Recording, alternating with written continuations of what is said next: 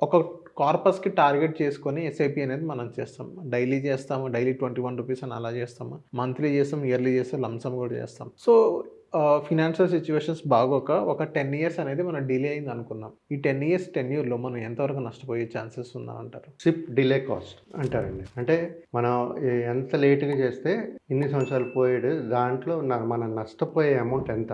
Okay. SIP delay cost అంటారు. For example ఇక్కడ నేను ఏం తీసుకున్నానంటే ఒక 25 ఇయర్స్ పర్సన్ ఇమ్మీడియట్గా ఇన్వెస్ట్మెంట్ స్టార్ట్ చేస్తే ఎంత వస్తుంది?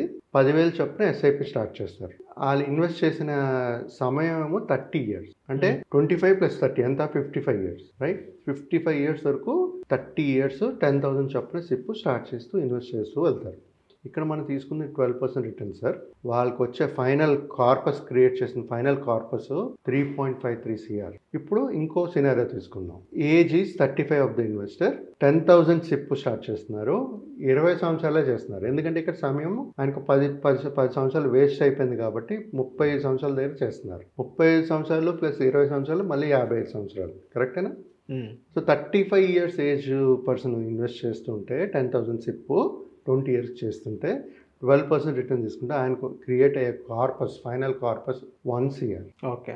పైంది చూడండి sir, 25 years 10,000 SIP 30 years 3 they are getting 3.53 CR, right? ఇప్పుడు 35 ఇయర్స్ దగ్గర 10,000 సిప్ స్టార్ట్ చేసి 20 ఇయర్స్ ఇన్వెస్ట్ చేస్తున్నారు. 12% తీసుకుంటే 1 CR క్రియేట్ అవుతుంది. ఇప్పుడు ఇక్కడ మన ఈ రెండు సినారియోస్లో 10 సంవత్సరాల డిఫరెన్స్ ఉంది, right?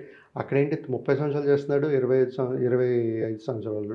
35 years person investing for 20 years. అంటే 30 - 20 10 ఇయర్స్ డిఫరెన్స్, రైట్? 10 ఇయర్స్ డిఫరెన్స్కి ఆయనకు వచ్చిన అమౌంట్ 3.5 CR 25 ఇయర్స్ క్రియేట్ చేస్తున్నారు.